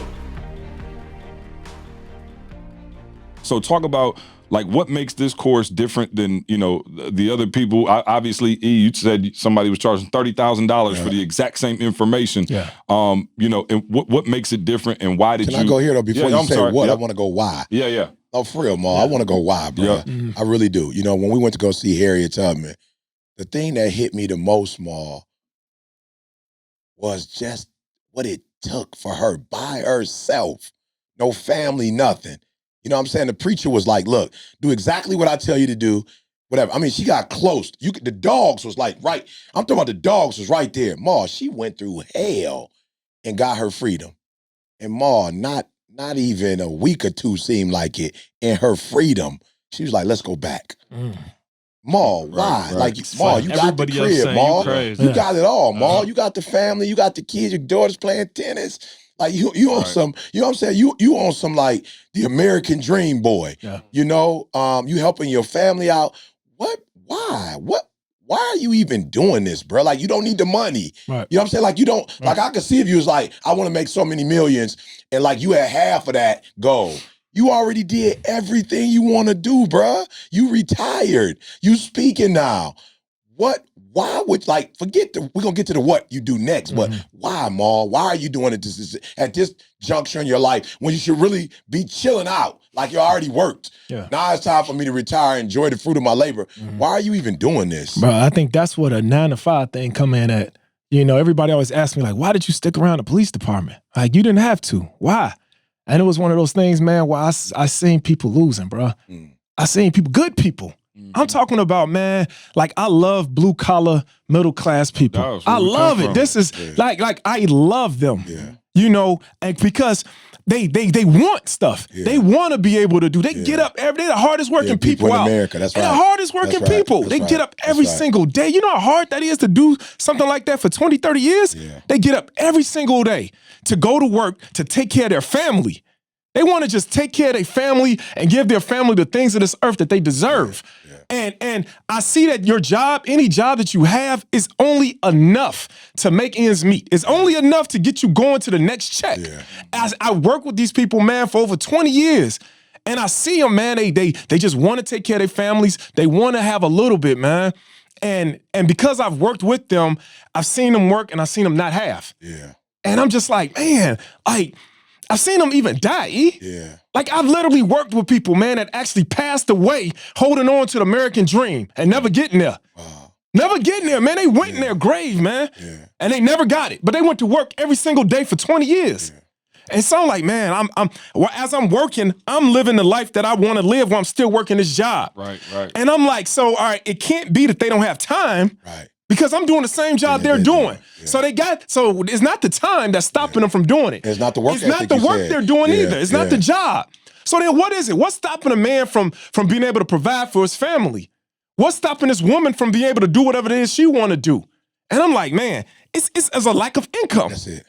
It's a lack of income. So I'm like, man, if I can show people, because how was it that I was able to work this job and still get these other things, still travel? And it's so crazy. Just don't let me interrupt you too much, but like, I think honestly, like, in my opinion, now why you stayed, I know why you stayed, in your mind, but like, I think you stayed to show those people exactly God what you're did it. showing Yeah, them. God I'm just did it, saying, Paul. He because did it had for you you. bailed again, me and EO, Oh, we quit. Yeah, We was we like, out. we out. Oh, we You know, out. But if I bailed, everybody will be like, Yeah, you well, bailed. well, you Yeah. bailed. So, Yeah. yeah, you You don't started know. out. You don't relate but to I us. stayed as a I police just officer. retired in July. You know Yeah. what I'm saying? June, Like, right there, end of June. Yeah. And so I stayed, man. And now it's like, man, I want to show you the only reason why you don't live the way you want to live or have what you want to have or have your kids going to this type of school is because a lack of income. Yeah. That's it. It's not that you don't want it. Yeah. It's just a lack of income. Yeah. That's all it is. And a lack of knowledge that you're and a about lack to of give knowledge them. to get the income. Yeah, you about to See, get we that. think we're taught on this job, on these different jobs, we're taught that if we want to get more income, we got to work harder. We got to work more hours. We got to get a side job. So, but that's not the truth. That's not the truth. The truth is that you need extra income outside of your job. You need to create passive income. Yeah. And so that's all I've ever done. See, all I've ever done with real estate, man, is that I had a purpose for every property that I purchased. I had a building that gave me this lifestyle, that I wanted for my family. I used real estate because I knew I didn't have to work. I seen other guys that worked with me. If they wanted extra income, they would go get a part-time job doing security somewhere else. Yeah. And I seen what I've done, man, over the years, man, I've done like a case study. Those guys that work those extra jobs, now if you look at those people 20 years later, they're sick in their bodies. Yeah. They're not healthy. Yeah. That's not the formula, man. That's not the formula. That's not the formula. You shouldn't have to sacrifice your health to get the things in life that you want. Oh, you shouldn't have to do that. Yeah. And so this course is going to show you how to create passive income and still keep your job. Still keep the job, but how to create passive income. Well, this income now can take care of the things in life that you really want. Yeah, one of the things that was incredible to me was, again, information. You know what I'm saying? Like, I was looking at the stuff, and now my parents are, about to buy a property as well. Man. When you don't have, I'm sorry, don't do that. Don't do that to me, see. Let me give him a round of applause. Come on, that's a moment of silence. No, I'm saying, here go the crazy thing is, when you don't know, you think you got to have $100,000 to buy. You know what I'm saying? It's just a blue. We talked about it a couple weeks ago. Yeah. The blue collar mindset is just like, I got you thinking I got to buy a house. Like, you set up all this stuff, and one of the things we talked about it before is, I think you probably bought every course that was already out there. Yep. You went 2 live courses. I told you we would send them all in like a mustache and sunglasses, like just to get information, because we wanted to find out where are the gaps, like what can we do to make sure this is great. So he talked about the why. What is the course? Like what are people gonna get? And I'm so excited to introduce it to our community, especially on Black Friday, and give them, you know what I'm saying, the love that they deserve. But again, I know we have a wholesaling course on there. Yep. Right? So wholesaling masterclass. So with the wholesaling masterclass we have on there, and it's breaking down to you what is wholesaling, how you should wholesale, and like what are the key components of wholesaling. Right. Like I wasn't big on wholesaling, and then until my team, Aaron to be exact, he showed me that everybody doesn't have money in the bank. And I'm gonna tell you, and in this course, we're gonna show you that you don't need that much money like you're thinking. But if you want to create money to use to put down on your property, wholesaling is a great way. So my brother, he's talking about my brother. My brother was actually. I didn't even know his name when he said it. Train. He said Aaron. So Train, because he didn't have the startup capital, was able to wholesale his way into getting the buy and hold, which is obviously malls, bread and butter and things of that nature. But we do have a wholesaling masterclass where I think Train might have started with a couple $100, right? Yeah. Just to get going with the wholesaling. So we have that course. Then also the buy and hold, which is obviously your baby. And, the things that. Creating a portfolio, man. And see the difference between this course and other courses out there. They're teaching you, they're selling you this course on, hey, if you want to be a millionaire, we're not saying that. That might not be what you want to use real estate for. Absolutely. Right. You might want to start a business. I've used real estate as opposed to going to the banks.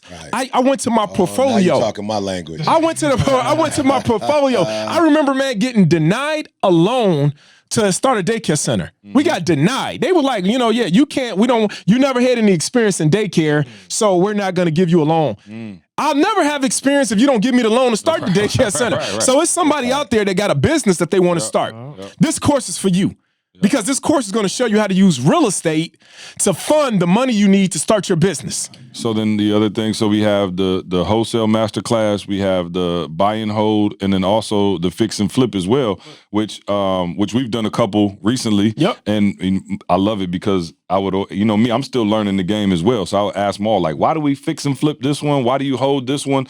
And he walks you through the entire thing. Like, okay, what do you need? You know what I mean? At this point right now where we're at financially, $2,500 a month is cool, but it's not going to necessarily move the needle for us like that. Exactly. However, if we're able to flip this now and make, 80 to 100,000, this makes more sense for us. And then we can work our way up into, purchasing, skyscrapers or whatever, we're trying to work our way to. And so you go through not only the wholesale masterclass, the buy and hold, but also the fix and flip as well. Yep. How to identify the right properties, because some people think that just buying this property and I'm going to fix it up and I'm going to sell it. No, it's a system to it. Yep. And so we're going to break down, the numbers got to work, and we're going to break all that down. And one of the things that I think is, and Carl again is doing the course, so maybe he could speak on it because he's actually the architect. I'm excited myself, man. I just seen it the other day. It's beautiful. It looks gorgeous. But you're actually going through houses and showing people how to do it, like on video. So you will watch Maul and how he evaluates, is this the house that you should try to flip? Is this a good house for a buy and hold? How much work is it going to need? Here's what you look for. I remember we walked into the property the other day. I actually was taking video of Maul on my phone, and he was like, oh, I love this property. I said, why? He was like, look at the windows. This place looked crazy. I'm talking about, it just looked crazy. It looked like the Bates Motel to me, but Maul, because of it his was beautiful. vision, It was beautiful. Yeah, he like, oh, this is beautiful. I'm walking in like, I'm seeing like boards and like trying not to step on nails, and Maul like, oh, it's gorgeous. What a house. Right, exactly. Yeah. But here's the thing. Maul was like, look, bro, he said, I'm not trying to be funny. These windows don't need to be replaced. These are great windows. Yeah. He said, how much you say we will save on it? Oh man, thousands. Yeah, thousands. Like 20,000 or something. Maul was like, here go 20,000 right here in the window. We don't have to replace the windows. Yeah. He was like, these hardwoods are beautiful. He was like, I'm like, wow. Like I didn't even say they gray in my eyes, but he was like, oh, bro, we buffed these out, shine them out. Boom, they good to go. And so you're walking through the properties. You're actually showing people from top to bottom exactly what the process looks like. And I think that is the dopest thing. And then also the lessons, outside of you are taught by your own personal advisors and the people that you actually use. These are some of the people. This is my team. We call it the Dream Team. Yeah. And so we have on there, man, my personal real estate broker, one I've been using for over 20 years, my lenders. Yep. We have the whole squad on there and then giving presentations and things like that, man. The thing that I love about this course, everybody that work a job, you look for, what's the one thing you look for even when you get that job? Job security, right? Yeah. Job security is big, right? Yeah. This course is about life security. Ooh. It's about life security. Because, man, everybody is one paycheck away from losing your job. Yeah. Just think about it, man. You as a father, you as a husband, what'll happen, man, if one day the company say, hey, E, I'm sorry, man, but we're going to shut down. What happens to your life don't shut down? What's going to happen to your wife, your kids, your kids in school? How you going to continue to pay their tuition? Yeah. So that's job security. This is life security. Yeah. So if anything happens on your 9 to 5, well, you still got these buildings. You still got this passive income coming in that's going to help you take care of your lifestyle. That's how I built my whole life. I built life security. I put a fence up around my lifestyle with owning these properties. And that's what we're showing you on this course, bro. Yeah, and I'm going to tell you what I love most, Maul. Because listen to me, I was afraid to go here. I just talked about it on a couple other podcasts ago, like our name. Like that's big to me, bro. Yeah. Like I want to be the dude when I die that my kids and the people who were close could still live off that name. Yeah. Mm-hmm. You know what I'm saying? Like you think about Martin Luther King, his kids still was living off that name. Yeah. When you go, what's your name? Yeah, I'm Martin Luther King's daughter. Oh, everybody like, oh, that's King's daughter. Yeah. You in certain communities and you say your name, it's opportunities that you get so I never wanted to lose that, Maul. And she knows that, for real, we never talked about money for a long, long time. And I told C, it's not that I don't want to talk about money. I just don't want to be a shark like these other people. Yeah. It's just like, because you have a gift of persuasion, because C's getting results, people gonna follow us just because. Mm-hmm. Yeah. So I don't want, what I didn't want, Maul, that I see some of these other individuals do is I'm going to show you what we've done, and I'm going to tell you that you can do it, and I'm going to charge you for the results that we get, but I'm not going to really give you the information that I'm using. Right, right. You feel me? Like, I'm going to sell you a product, but I'm not going to show you literally the steps that we actually, I'm not going to give you my secrets. Mm-hmm. I'm going to give you like this generalization board. Yeah. And I was just like, God, I don't want to do people like that, because I believe that you reap what you sow, Maul. And when I saw your program, and more specifically, not what you said or what C said, the video said, and y'all writing stuff on a piece of paper. Like, I'm not, bro, anybody can write something on paper. But when I went to the conferences and I saw your lawyer in the building, you feel me? When I saw, is it April? April, yeah. When I was with April in Chicago at the property with Jalen, and Jalen is walking in the property with April, because I'm like, yo, you could get Jalen you could tell Jalen he could do this, but if I got to go there with Jalen by myself, it ain't about to happen, bruh. Like, you know what I'm saying? And again, I want to say this because a lot of you know sports, you understand what I'm saying. There are a lot of cats that studied under Nick Saban. They not getting the same results at these colleges when they leave them that he getting. Right. You feel me? So while you with him, it's something you not getting. Let's just be 100. Because you left Nick Saban, went to a D1 school, and you won 4 games out of, you know what I'm saying, out of the 12. Right. You feel me? So you might have his like exact playbook, but some about his playbook you don't have because you're not getting the results that he's getting. No and I didn't want that, Maul. I didn't want, you got our playbook, but you don't have our personnel. Right. You feel me? You got the playbook without the personnel, you still don't have nothing. And so when I saw April, then when I saw Damon, when Damon said to me, most impressive thing he said to me was, "What up, though?" I was like, oh, okay, Right. okay. You know you from Detroit. You from Detroit. You from the city, baby. So I'm not dealing with a lawyer that don't understand. I'm not dealing with a lawyer who's so, you know, educated that he don't understand blue collar.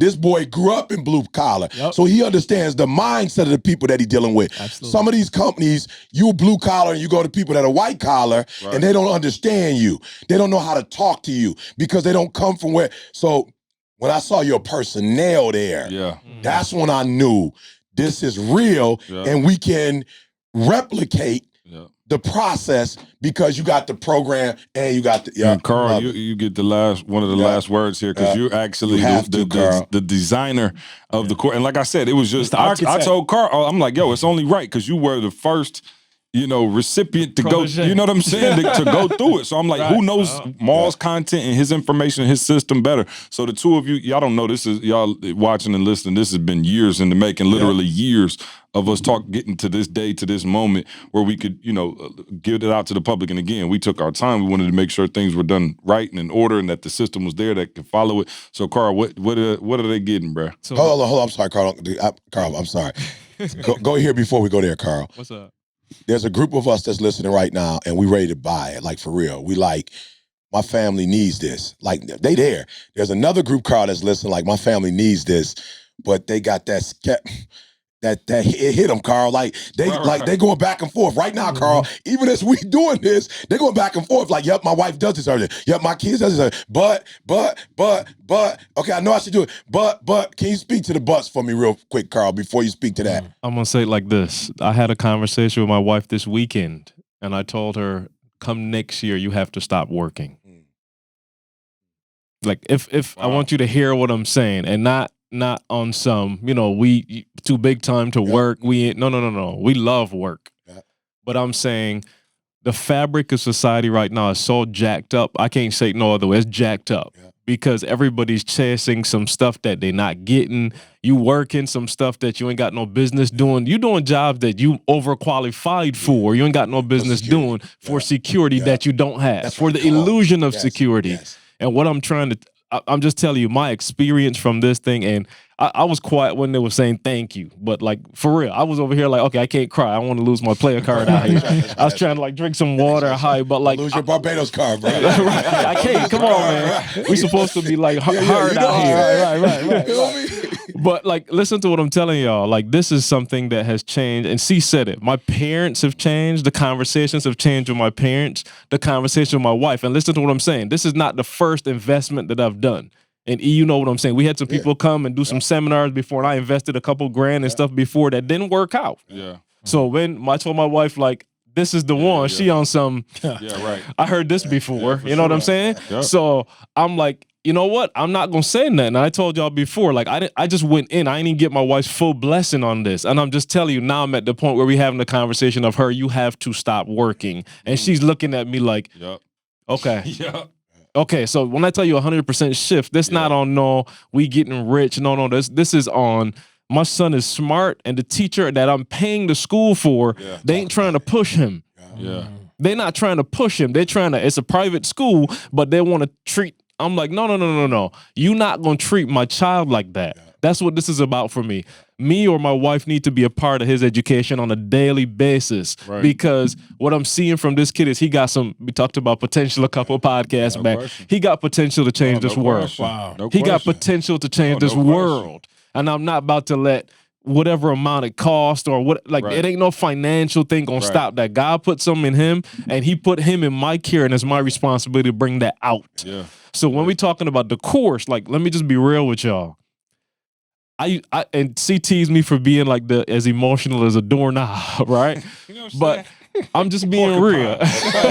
We need some of that emotion in this room. No, I'm saying so, and they can attest to it. Man, I'm showing my love through how I do this course. Yeah. I'm showing my love how I do TGIM. I can't pay for Maul to. I can't. Well, at least in my mind, there's still some stuff I could do, Maul. I'm sure. But I'm saying for real, friend. I asked Maul, I was like, Maul, let me just be real with you. If there's something that I could do for you, dude, be real with me. What would it be? He's like, you already doing it. I was like, what's that? He's like, dude, we doing the course.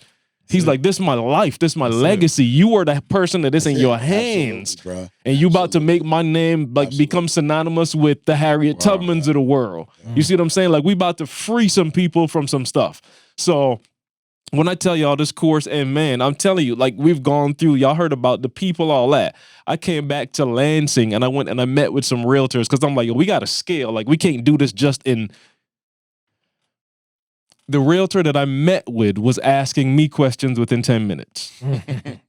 Maul, listen to what I'm saying. This person brought their associate in. They had been working together for 30 plus years, and they never knew that they could get 10% down on a property. They're paying 20% down on properties. Wow. This information that I got directly from Maul. There's information in this course. Again, there's realtors out here. Realtors, this is their industry. This is what they studied for, and they don't have the information. Or if they do, they're not applying it the correct way. Yeah. And I'm telling you, you're getting all of this bottled, 20 doggone years of experience. You're getting bottled in about 25 videos. You're getting, and hey, watch this. Yeah, let's go. If your learning style ain't video, Maul wrote the doggone thing out in a playbook for you. Right. Yep. So I'm just saying, and it's not learn. general. It's not general. The stuff is actually me talking about my life. Yeah. Man, you know what? I feel it in the spirit. Man, I gotta get up. You should have been standing. I feel it. I feel it in the spirit. I'm feeling it in the spirit right now, man. Look, this the camera, right? Man, listen. Man, I know what it is that somebody out here on this camera, on the other end of this camera, is feeling. I know what you've been feeling for the last 10 years of your life, the last 20 years of your life, and you just like, man, how can I get over? I just need to get over this hump. I'm sitting here telling you, I'm looking you in the eye, and I'm sitting here telling you, I come from a blue-collar family. And I know what it is to just get enough to get by. I know that feeling. I've seen it, and I lived it for years. This right here is the difference maker. I've been telling people all day long, real estate is the one thing that everybody can do. So if you got any kind of apprehension in your back of your head and wondering, can I do this? Yes, you can. The reason why I say you can do it is because you're already doing it. Yeah, that's it. Everybody is in real estate already. If you renting, you own a house, whatever it is you're leasing, you're already doing it. We're going to show you now how to get on this side of the cash register. Somebody's giving rent and somebody's collecting rent. And we're going to show you how to take that money, how to take that money, pay the banks the money back that you owe them for loaning you the money to get the property. And what's left over, it goes into your pocket and is able to take care of your lifestyle, whatever it is. You might want to put your kids in a certain kind of school. You might want to travel, whatever it is. You don't have to sit back and not have no more. I'm sitting there telling you the playing field is even. We made it even. With this course, I'm sitting there telling you the playing field is now even. After this Black Friday, if you make the decision to not jump on this, then it's because of you. It's because of your lack of faith. But I'm sitting there telling you, we put every single thing that you need in this course to be successful. The only thing that I'm asking you to bring to the table is your belief. You got to believe that you want this. You got to believe your family deserves this. That's the only thing that we can't give you is belief. We got everything else, everything outlined for you.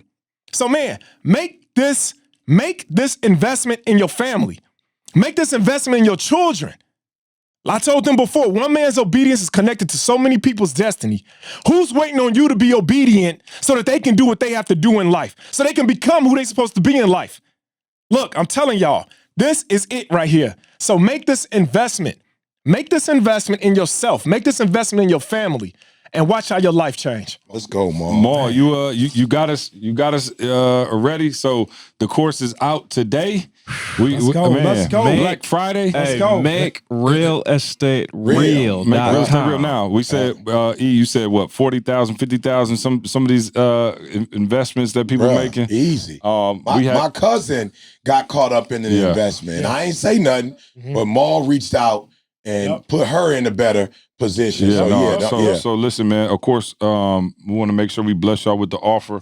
It's Black Friday. You know what I'm saying? Everybody running their sales. So why you running out to Macy's to get the BOGO, to buy one, get one free, man? Listen, the course. Macy family rich. Yeah, exactly. Invest in yourself on this Black Friday. Listen, the course is $2,000, but today, Black Friday, you're hearing this on Thursday night, but Black Friday, $997, man. The entire course. There's no upsell from there. It's not like, oh, we send you an email, everything, and then we'll send you the rest of it. The entire thing, $997, man. That is, we felt like, that was a price point, man, that our listeners and our people who rock with us be able to afford, man, be able to take their family to the next level. Again, it's not like we send you another email and say for an additional $5,000, you can. Every single thing this man talked about, everything he taught, Carl, me, my brother E, his family, is in this course, man, in this $997. So we hope that y'all rock with us on a Black Friday. Listen, man, just, eternally grateful for y'all, rocking with us on the podcast. Happy Thanksgiving to everybody. We look forward to you guys rocking with us in the new year as well. We got a few more podcasts before, we call this thing quiz. I think we're going to do the podcast through Christmas. We tried to take a Christmas break last time, and y'all killed us for trying to spend some quality time with our family. But again, Maul, thank you a million times over, man. I'm excited for y'all to see the course. Go to makerealestatereal.com. Go to makerealestatereal.com. The Black Friday sale is going right now. All right, go right now. You're going to get it 50% off for rocking with us on Black Friday. All right, we love y'all, man, and we'll see you next week. Let's go. I want you to focus on here right now. Don't you worry about when you get home. You concentrate on this opportunity. You don't worry about tomorrow. You concentrate on this opportunity with all your might, with all your soul.